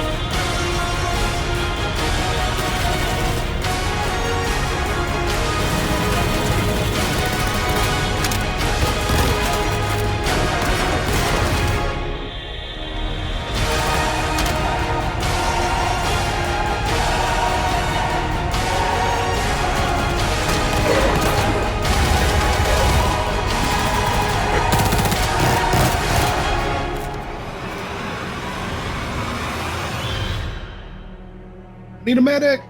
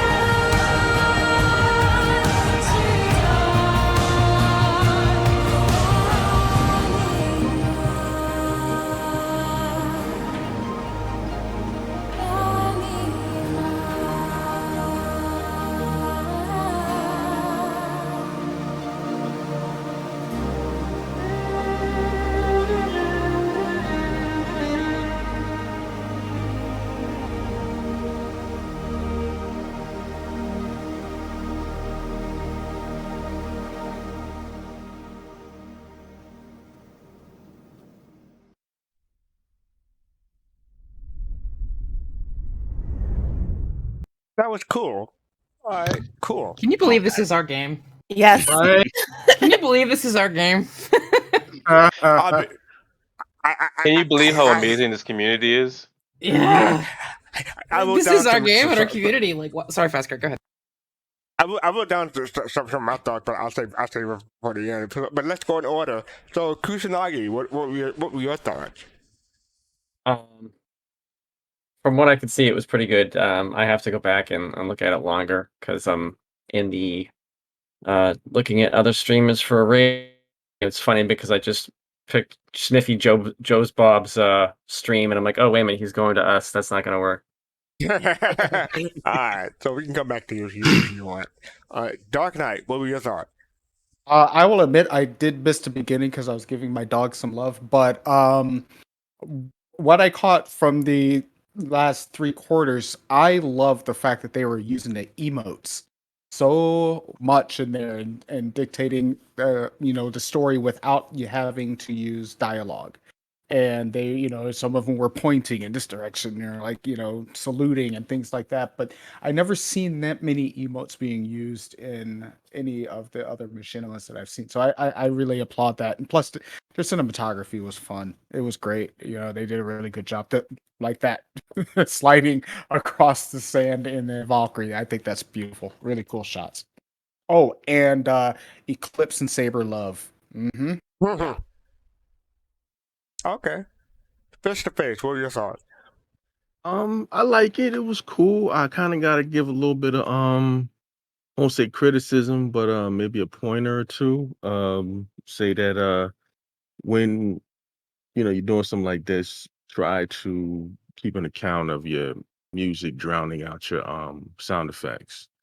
If use a process either called ducking or automate. Yeah, there's a I'll keep great it plugin simple. called Track Spacer for that. So Yeah. Okay. Cool. because little things like flybys, from the ship engines, if those get drowned out, you can completely miss the point, of what's going on sometimes. Okay. Go, Map. How about you? I thought the dialogue was amazing. Too much. Any other thoughts, Mr. Joe? No, this is like, what you need to show to your friends, right? When they ask, what Star Citizen here watch this? It's like all of that. And tell them that this is all in game. This is all in game, made by people playing the game. Right. Okay, cool. Jade? Wow. Okay, so where to begin? So I'll start with the beginning. Saber Raven, right? So I'm a big fan of Machinima that uses ships, which you don't usually see in Machinima. So in this case, we had 3. We had the Eclipse. You hardly ever see that. Saber Raven and a Prowler. So I like the fact that they use that. I thought that you see a lot of these action Machinimas and it's like, okay, there's no story, but this, I felt like there was an actual story to it, even without the dialogue. And that's hard to do without dialogue. Forget the fact that they were working for Hurston. I'm not a big fan of Konstantin Hurston, but I am a big fan of who made this. And Machinima is hard. Working that cinematic camera, it's a fine art. And anybody who puts out this quality material, I am in full support of. And I guess I'll take this one moment to break a little bit of news. Y'all have seen the Overclock series, if you've been watching us. And because of my feedback and review of the episodes here on Soul Citizens, the creator of Overclock reached out to me today and said that my reviews were spot on and extended an invitation to help out with Overclock with my brand new 11900K and RTX 3090. So, yeah, hopefully I will be able to, help more. Woot woot. Congratulations. Thank you. Nice. That's awesome. Kalrati, how about you? So a couple of things. Well, the first thing is I'm very excited. I, I saw the, if it were, well, in this case it was players, but I'm very excited to see how the nav mesh that we saw at CitizenCon can play into seeing NPCs attacking us from the outside and everything like that. But the overall presentation, I really liked it. And when when I saw certain clips, it made me really excited for. Well, I'm guessing Jay will know, but there were certain Yeah. elements that I guess many players would be very excited about. Um, I guess that's all I can say We about. can't. Yeah. Yeah, Okay. but Oh, NDA. okay. it was Why NDA it you was then. do very that to exciting. us, Okay. Cal Roddy? Yeah, right. All right. Let's move on from Kawhi before he gets himself into trouble. So how about Pop in Space? Well, it's one thing that really sticks out to me about the lie about this machinima. It takes us a lot longer to get organized and do these things than this machinima portrays. It takes about Yeah. hour and a half to get ready to do this. Nah, just kidding. It was great. Yeah, but I mean, I can't imagine the amount of work and effort to especially like the coordination and stuff like that. Yeah, it normally it takes us to everybody going to buy guns and finding the right ship and all of that. This made it seem like it just all happens 1, 2, 3. But no, it's cool. Nah, it's just us. We're just slow. We don't know how to make decisions. Yeah, that's true. Like, do I take Cloud, my how about you? MSR or my Taurus? Right. I mean, Cloud, how about you? maybe I'll just old. Like, I mean, my org, we snap too. So I don't know. I'm just saying. Yeah. No, I thought this was fantastic, but everybody knows that I'm like the Star Citizen cheerleader right now. I'm just like happy and loving everything. So like, which is surprising for somebody that's been here since day one.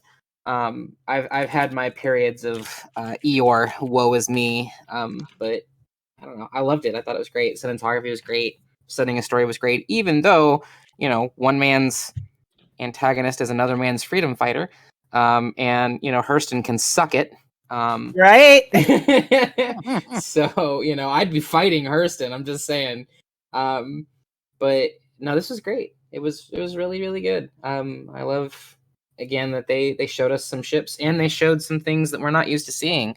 Proper CAS, for example, close air support and things like that, and fighters flying overhead to do SEED, which is suppression of enemy air defenses for those that don't know, and things like that. It's cool to see a group that's like I'm expecting this group probably plays Arma, or at least comes from Arma, to have this level of like tactics Why and Arma strategy and specifically? stuff. Why not a different game other than Arma? Well, I mean, Arma is your like primary like hardcore milsim environment, and usually people coming from Arma are used to using radio mods. We're used to like training as though we're really there, and like I come from Arma myself, where I taught people military brevity. I taught people like room clearing and things like that from a real world military perspective, and like I'm used to what I'm seeing here is a group of people that really knows what they're doing, and I'm kind of just obviously making the assumption that it's a group of people that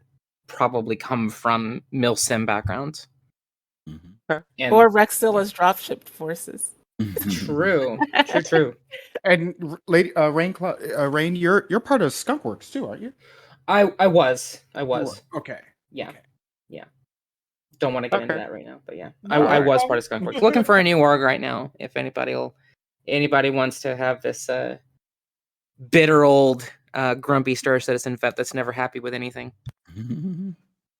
I'm sure you'll find That was someone sarcasm. someplace real soon.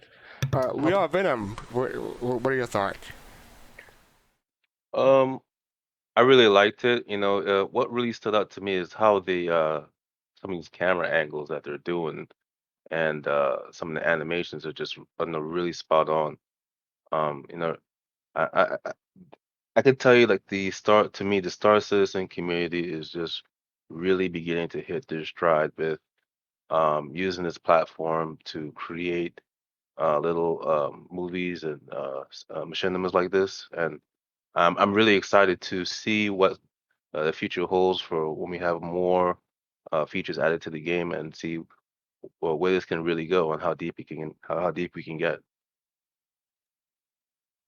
Okay. Chris and I, do you want to come back to you, or you're good?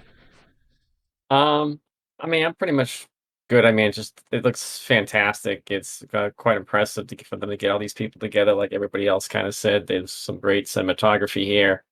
And it'll be great to get people together and do more kind of group play like this. We can do that. That can be arranged, Admiral. Yeah, it's only going to take us 2 hours to get Yeah, we're not. Everybody meet at this space. Oh no, I'm over It helps here. though if like Rain was saying, clear comms, military brevity. That's how like my org has done stuff like this in the past when we were a lot more active on Daymar and other places, and that's really 90% of like being able to get set up quickly. Is just being able to be very concise with your communications, not theory crafting and all that. Like, so you have to find an org or people who are like all sort of committed to being able to get things, rolling quickly. Well, when I was active in Skunkworks, we would do stuff like this. I mean, literally every 2-3 days, and we would have pre-planned events with an Op 4 and a Blue 4, and we would do train people on how to clear rooms and how to not cross fire lines and things like that, which is extremely important in the next patch, because you got a buddy crosses in front of you and you shoot him in the back and kill him. Oops, like that's big now compared to where it used to not be that big of a deal. So like it's you have to have an org, I guess, that wants this kind of gameplay where they can stand up real quick. Yeah. So, and get ready to go do things. And sometimes we would do like, instead of like having a Blue 4 and Op 4 and taking over a server, we would just get a group of people together and just go run bunker missions to train. And now the bunker missions are much harder and much more varied for training and things like that. And yeah, so I don't know, you have to find a group of people that want this kind of gameplay. Speaking of bunker missions, the new bunker missions in PTU actually involve combat in one of them. Yeah. You have to almost clear a bunker. Yep. It's amazing. It is. Griffin, this is one that you didn't pick this week, so you're watching it for the first time along with the rest of us. What are your thoughts? Yeah. I think people were talking about the angles and what they were doing, and this is one of the few videos I've seen. I'm 90% sure they're using Tobii eye tracker with this. The movement of the camera with quickly zooming in and out and stuff is, if you ever checks out Morphologist's review of the Tobii eye tracker, he shows how there are these shots that you can do that would be very difficult to do under any other circumstance other than using the Tobii. And so I really think that this is one of the few that I've seen where I think that they're using the Tobii eye tracker. It can be mixed in with cinematics in a way that's just amazing. Because a lot of the stuff here is, and plus some of the movements also kind of lend me to the fact that for those of you who have the eye tracker, you notice that you'll know that the Tobii not only responds to your head, but it responds to your eyes too. And where you look is where the camera goes. You can even zooming in. If you lean forward, the camera zooms in, and not only do they lean forward, they pull back simultaneously, which says to me that they're probably using the Tobii eye tracker, which is great, because it's great to see that the tool can be used not just in the sense of playing the game, but obviously for when you want to do this type of cinematography, which is really, really cool. Yeah, the audio, like Fizz said, the audio did kind of blast me out a little bit musically, but I did like there was story there in the sense of not just seeing all these great, combat military scenes, but when it wound down to them going into civilian mode and going to the bar afterward and doing the typical having a drink and laughing and talking about their day, which I thought was really a nice touch to it. And like Jade said, using some of those unconventional ships again, those ships that a lot of people don't think about, the Prowler being used in the way that we know the Prowler is going to be used was very, very cool. So hats off to them. They did a great job. And let me build on Jade's piece. the people who made Overclocked have been watching our show, and they've written us several thank you letters about how we covered their show, how we exposed people to their video. To their video, and they are going to be our guests. They're going to be our guests. What's the other folks? Fast Cart. They're going to be our guests. The ones who made Overclocked. Who? I can't look. You have to look it up in the Discord. What's Grim and Ender and Starlet? What's their group? Star Jump. Star Jump's going to be on the show. The folks who did Adrift, and the guy who does the newscast thing, the live newscast thing. Oliver's yeah. They're going to all be on a show on Sunday, December 12th. Excellent. We're doing a show called Cinemakers, the Cinemakers, and Adrift is amazing. Yes, and so, it is. So we're hoping to have all of them on and talk about what they do, how they do it. They're going to talk some behind the scenes stuff. So it should be a really, really cool show. So now I have to give my review, and it's kind of lackluster compared to the news that Griffith dropped. But I just want to say the coordination for some of these shots are amazing. Like especially like getting people to almost simultaneously do stuff and everything. I was impressed with that. CIG doesn't need to make cinematics when you got the community making cinematics like these for them. I mean, there's a lot of stuff that we've been showing are CIG level, or sometimes better than CIG level. It's the cinematics. So my hats off to the community. You talk about the music that was blasting. Something that I noticed from the music is that I recognize the song. I believe it's Two Steps from Hell. The second half of the video was from Two Steps from Hell, or Thomas Bergeron, I believe is his name. It's either one or both of them. One thing that Jared said during the CitizenCon, or might have been on Voice of the I believe it was the CitizenCon, is that he said he's glad he got out of the YouTube Machinima and making business when he did, because he said he couldn't compete with the stuff that's coming out today, and I don't blame him. The stuff that's coming out these days is just amazing. I'm really impressed with the community. Professionals have gotten a hold of Star Citizen, right, and it's showing. And we had a question that I'll just pick up here because it's relevant to what we're talking about. But from Optimist Inc., what's your go-to video when you're trying to introduce someone to the game? Does anyone want to take that? What's your go-to video for introducing someone to the game? I have one. Let me toss it in real quick. Go ahead. So let me go to my... All right, so there is a video that came 2017, which was when 3.0 launched. And I get... Where do I put it? Oh, what is that? What is Star Citizen? Yeah, it's Star Citizen, yeah.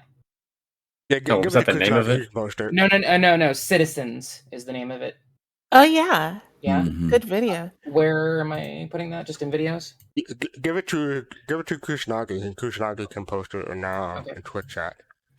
I love this. It's 3.5 minutes. It's from 2017, and it is set to Wanderers using scenes from various locations in the verse, and of course, with the narrator being Carl Sagan. And I think I've seen that. Yeah, we showed it. We showed it here. It's my go-to video because you've got Carl Sagan talking about that drive to explore and go out and things like that. And it's just a wonderful, beautiful video from 2017 when 3.0 launched. And that video, along with the launch of 3.0, was when I knew that okay, I have faith in the project. Because here we are in 3.0, we actually have the Stanton system-ish. We've got moons to land on and planets to go to, and here we go. So that's my go-to video. Okay. Anyone else? As a matter of fact, there's a new video that just came out. I think it's today.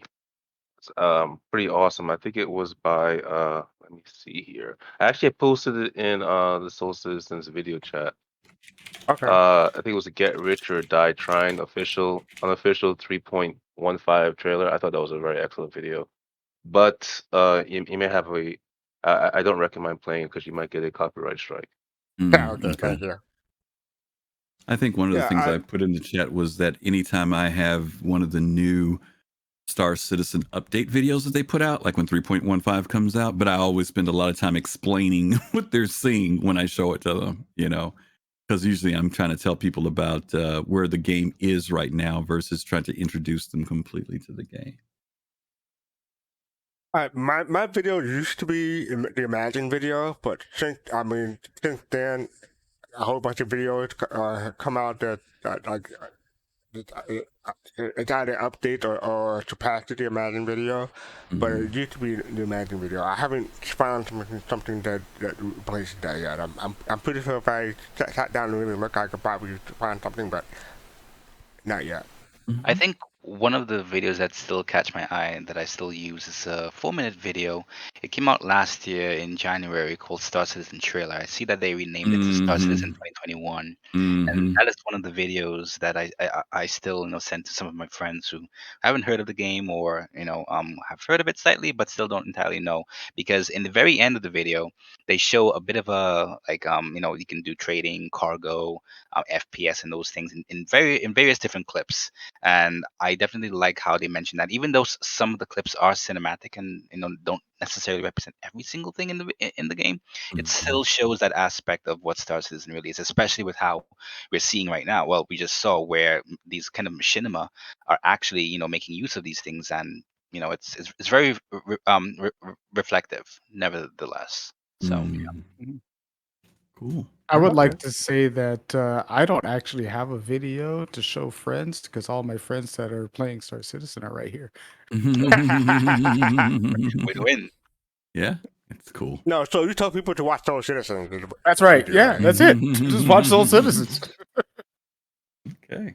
I have a kind of interesting one. I don't know if it qualifies because it's not strictly machinima, but it was the Astropubs documentary on Jumptown. Oh yes, that's a good The one. Jumptown Wars. Because that was gameplay that came from the community itself, and it's looking back at something that is now part of official Star Citizen canon, and it's done from like the standpoint of like a PBS documentary. Like it just feels so immersive and cool. That's kind of like my go-to because for like new people, because like again it's showing you could get involved with gameplay even at this early stage of alpha that then means something, that's going to mean something years from now. Oh, Jade, can you look up the video? I believe you have permission to post it. Yeah, So I can do go that. ahead and just post it. Thank you. Anyone else? Alrighty then. We kind of plugged this Sunday show already, but before we do that, I want to plug tomorrow. New Soul is going to be on the People's Radio. I'll put the link in Twitch chat. What time are you going to be on? I don't know. We that's Jade. It's up to Jade, right? So it's going to be 2100 UTC, so or standard Earth time in Star Citizen parlance. So you can convert that to whatever your local time zone is on the planet you live on. Okay. Yeah, and I have a link. I have that link. I'm going to drop it in. This is the Jumptown Wars by Paul Shelley, the Astropub, and members of the Star Citizen community, recounting, like, in documentary format, like what happened, and there's footage from what actually went on. So yeah. Okay, cool. Thank you.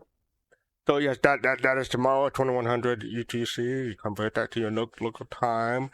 On Sunday, we have in the Industrial Tent, the Pioneer, 8 p.m. Eastern, midnight UTC. And the following Sunday after that, we're having a charity live streams. Fright night for a charity fundraiser for Game Full Up. I think that's about it. You want to add anything, Griff? No, not in particular. Okay, on Sunday we have Abdi, Dark Knight, Dig That, and Griffin Gaming. So those will be the. I do want to say one thing. It was interesting. I'm going through these other people, and that one person from Finland is actually he's actually racing and the Star Citizen game there, and I haven't seen anybody do that in a long time. I think a lot of people forget it's there, and that's going to be a thing in the game in the future, especially around Grim Hacks and stuff like that. So, if you haven't raced before, give it a try, and it gives you something else to do in the game.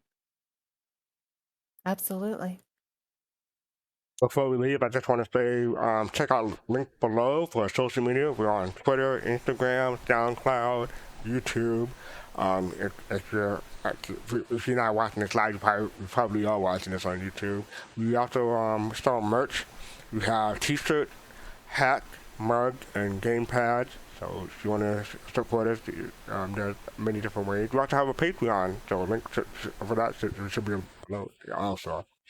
So I just want to thank everyone for joining us. We have Evan Kusanagi, Dark Knight, Face, Gomad, Jade, Kalwadi, Cotton Face, Rain Cloudy, Neon Venom, and we also had Spitfire on for a little bit, but he had to leave. So thank everyone for joining us. Thanks for having us. Hey, thanks, man. Great show today. Absolutely. Thanks. Thank you. And we are about to raid Uno Mas, so show him some Soul Citizen love. So I just want to say peace, love, and soul. Thank you, y'all. Adios, everyone. Have a good night. Thank you. Later. Good night.